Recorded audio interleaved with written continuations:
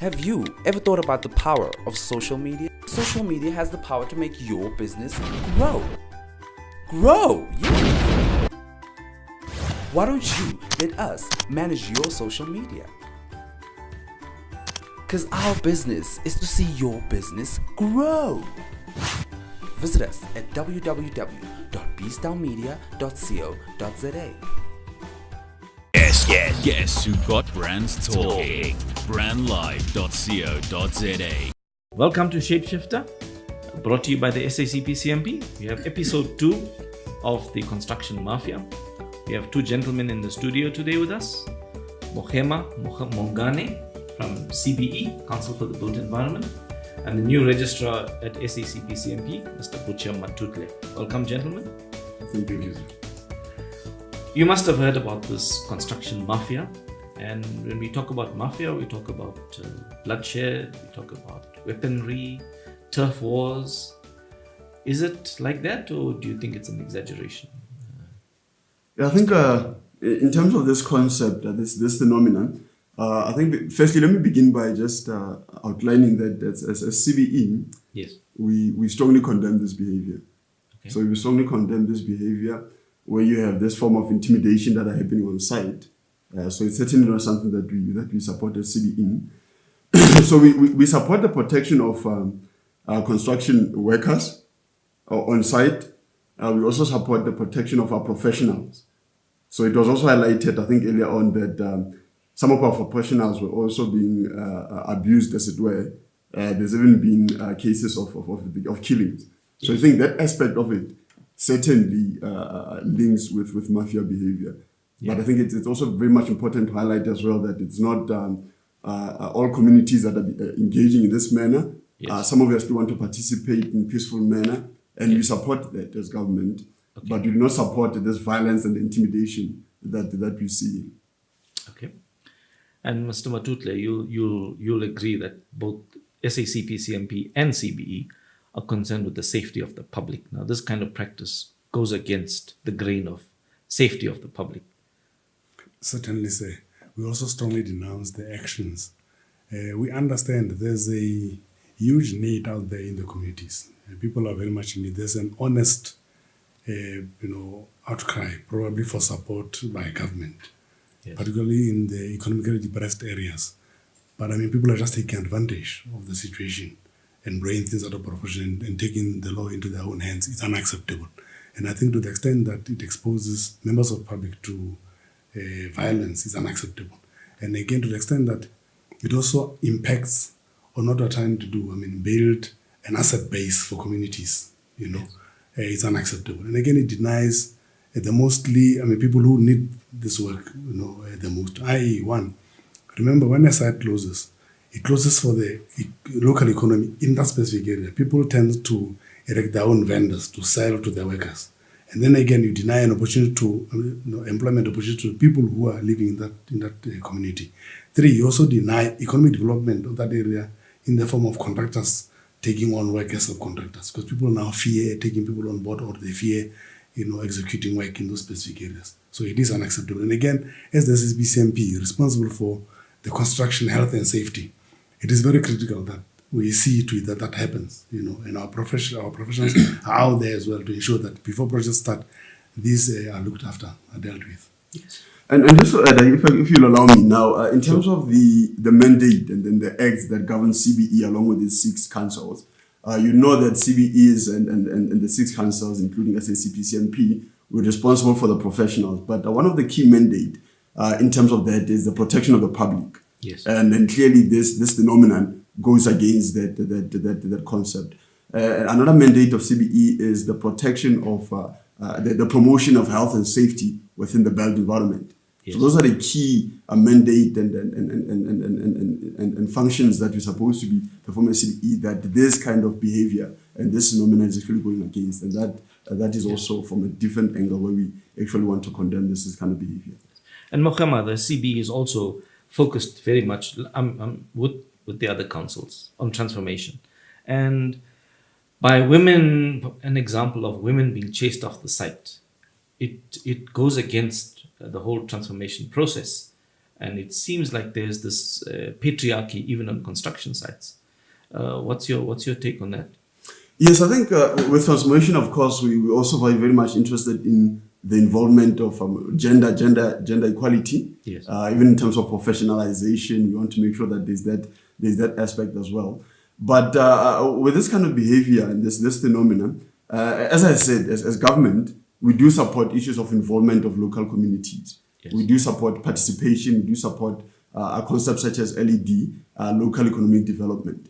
But there are structured ways in which these things need to unfold and need to take place. These things are regulated. There are ways in which they should be undertaken, such as the 30% allocation as well. So these tools that are brought in by government along with transformation and such matters should not be abused by these local business forums. Yes. And we feel that is what is happening in this case, where you have these intimidations and the stoppage of work on site that's taking place. That is certainly not within the spirit of transformation that Yes. government is trying to bring about. Oh, absolutely. Mr. Matutle, if you look at what's happening on these sites, do you think the law enforcement is doing enough to protect the people on the construction sites? At this point, given what has been said earlier on by SACPCMP and others, and BBCBE, we would like to see more. There's Yes. less happening, and I think this is why the law enforcement is being engaged through their minister to ensure that they play a major role. Yes. At this point, I think there's dissatisfaction that they're not doing enough. Yes. It could be as a result of many variables. Yes. But of course, they need to do more. It's very much important that the sites are protected.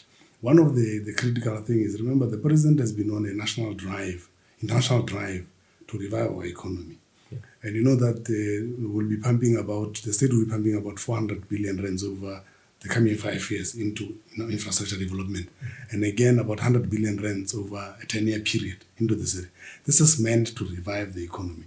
Now, if these kinds of things continue, these incendiarisms continue, the danger is that they threaten that very investment. That investment is meant to impact the livelihoods Yeah. of the less fortunate. Yeah, correct. Mokgema, it's also a responsibility of the people on the site to report these matters. Now, recently there was a case where these invaders, let's call them invaders, went onto a Department of Health site in Pietermaritzburg.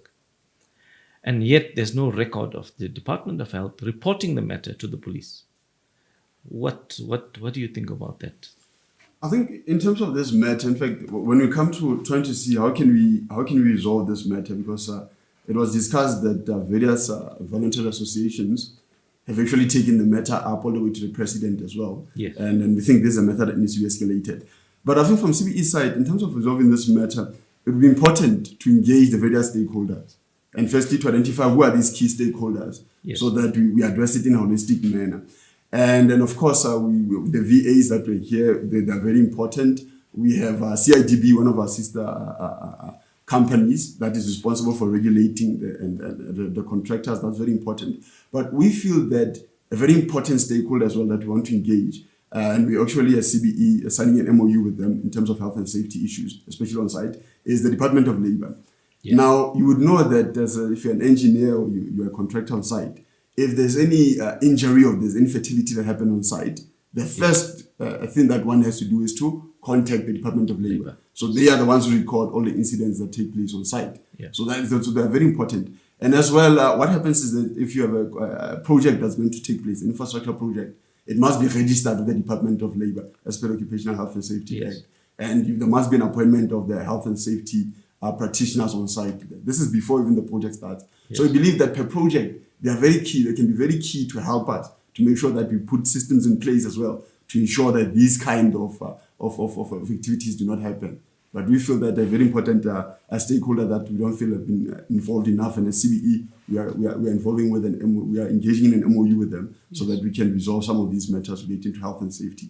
So it's very important to have that engagement and clarity as far as a 30% allocation and all of these tools that have been brought by government to try to encourage LED, local economic development. That is how we believe it should be solved, by facilitating this engagement and providing further clarity. Do you think the CIDB is doing enough, or can they do more? In terms of CIDB, I think I'll want to shy away from commenting whether they're doing enough or not. We can also have them here to come and discuss this matter. Yes. But they have, the legislations that provided as well some transcripts in terms of the details as to how some of these matters should be implemented on the ground. So from that perspective, I believe they've done their fair share. As you can see, this phenomena is very much, there are forums that are engaging this phenomena. It's also very much organized. Yes. And it's very difficult then to keep track of all of these matters that are happening. And I don't think that's where I'd want CBE to act. But I think they've done their part. It's a holistic engagement of all the stakeholders that's required to really get to the crux of this matter. Okay, we are going to an ad break. We'll be back just now. Guess who got brands talking? Brandlive.co.za. Have you ever thought about the power of social media? Social media has the power to make your business grow. Grow! Yeah! Why don't you let us manage your social media?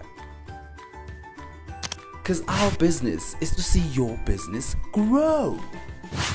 Visit us at www.bstownmedia.co.za. Guess who got brands talking? Brandlive.co.za. Gentlemen, welcome back. Mokgema, I'm going to start with you again. I want you to just clarify this 30% rule, because that seems to be the whole bone of contention in this matter. Yeah, I think in terms of the 30% rule, it's really an allocation as per the triple PFA that stipulates that 30% of the looking at the total cost of a project will then be allocated to various enterprises, small, medium enterprises that are starting, that could be local, that could be from various women-based, that could be any of these small, medium enterprises that are starting. So that is really what it says. Okay. And really, as was touched on earlier, the responsibility of engaging that and making sure that transpires is still in the main placed on the contractors that are appointed. Yes. And actually, some would then argue that perhaps that is something that we need to discuss further and unravel further to see how best do we make sure that 30% is indeed allocated to these small, medium enterprises that are upcoming. So that is perhaps the area of contention there. Yes. Who is responsible for ensuring that this 30% allocation is implemented appropriately? Yes. So that's one of the contention areas that would want to unravel further in that regard. And that 30% is at the discretion of the contractor. Am I correct? Precisely. Yes, because he knows what the needs of what his construction needs are and so on. So the business forum is now dictating exactly who should be allocated at 30%. Is that how it's happening at the moment? Yeah, I think the problem, as we indicated, is the violence, the indication, the force that is being implemented by this business forum. Yeah. And that is precisely what we're saying we would reprimand and we're against. Yes. If we have a helpful and fruitful engagement, and even prior to the beginning of the project, involvement of the local councillors, the involvement of the CLOs, and so forth, so that it's addressed properly, then that it shouldn't lead to the violence and the intimidations that we've seen happening in recent years. Sure. Mr. Matutle, you alluded to professionals behaving professionally on a site. And you also condemn this kind of acts. So can you tell us a little more about a professional environment in the construction industry? What's important? What is important is, one, you ensure that there is safety by, firstly, and remember our professions, the ones that we raised at the SACPCMP are overarching. They oversee all other professions on site. This is why we always insist that you must bring safety at the very beginning, and must make sure that our project managers are also at the very start of the project. So it's important that they oversee the site from start to finish. And it's important that there are no disruptions, like disruptions that we've seen now by these elements, because that then brings about a lack of safety on sites, and it also threatens livelihoods of people, and also actually chases away the very same people are supposed to oversee that things are done appropriately. And you don't know what happens again. I mean, what will happen is, you start having other things creeping in, and costing the state more in delivering that specific infrastructure. Yes. And Gregory Mofokeng says that government is not doing enough, client bodies are not doing enough. Would you agree with that point of view? Do you think that government can do a little more? I think government is doing quite a lot of work. The unfortunate thing is that because of the community situation, there's need out there. And what happens, people tend to want to play out their needs. And again, there's always a competition of sorts for resources. So you'll find that there are people who are innocently wanting to work, who are in need and who want to do something. And there are those that are taking advantage of that and doing other things.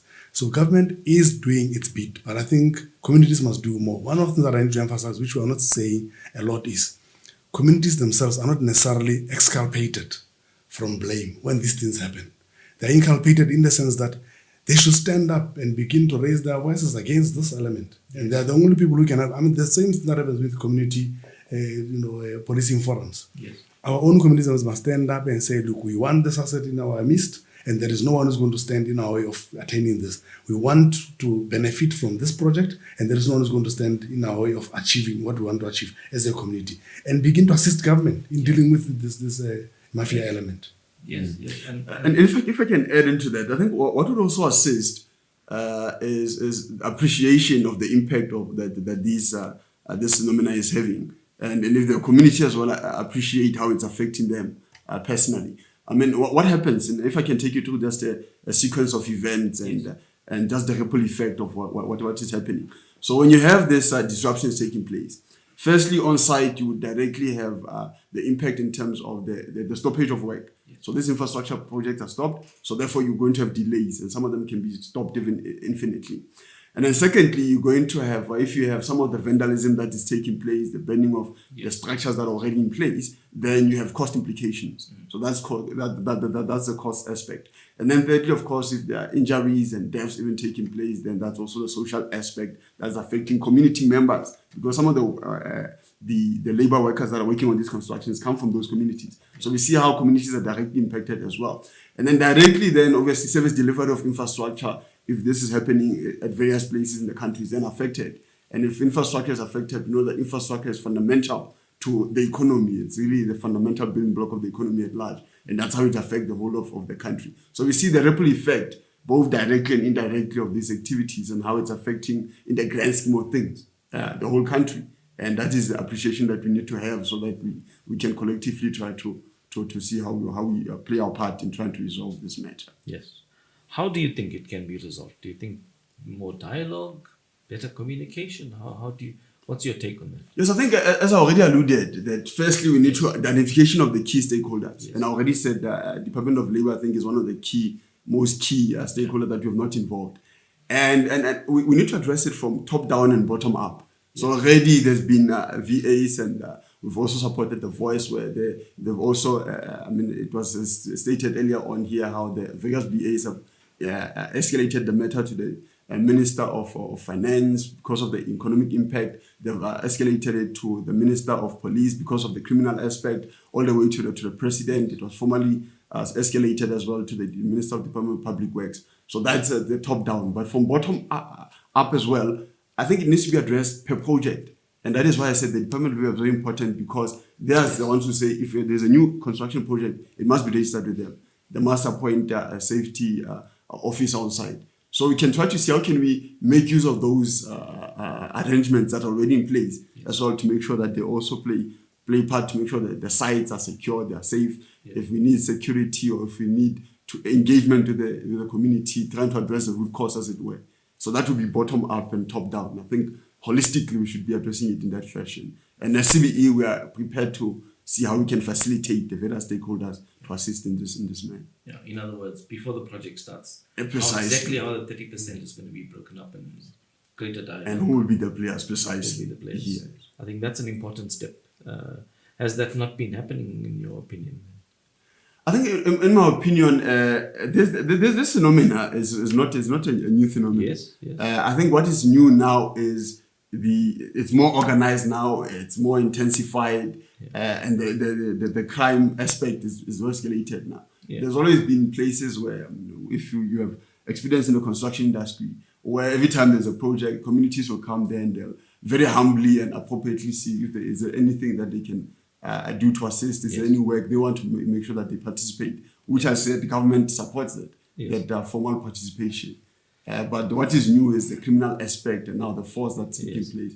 And so that is a new aspect of it. And that's why we need to intensify our efforts as well in trying to resolve it.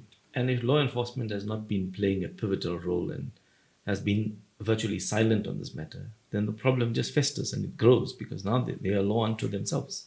Precisely. But I think it's very important as well to address it from the root cause. Yes. I accept that there's two aspects to it.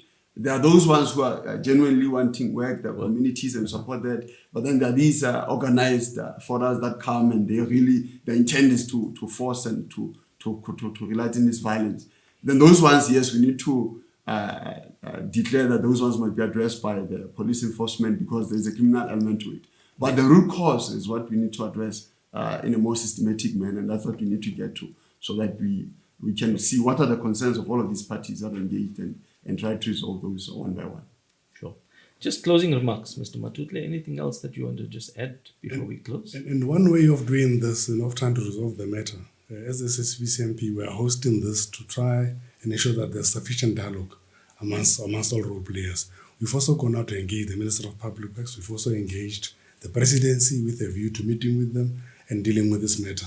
And we're also engaging our VAs to discuss this matter so that at least we've got a common position going forward on this type. And we're talking very closely also with the CBE, which oversees all the councils, to ensure that we reach some kind of common ground on how to deal with this going forward.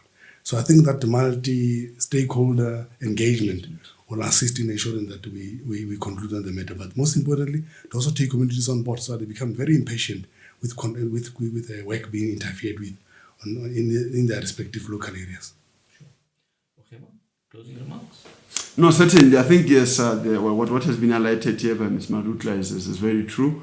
We certainly also participate in this as CBE along with our 6 councils. I think we also try to involve the other councils as well. Because you see now it's SACPCMP, but we had the VAs also from the engineering side. But we want to also see if we can involve all the other councils as well, because they will also be affected in one way or another to see how we holistically address this matter. But these engagements are part of the way towards the solution, as it were.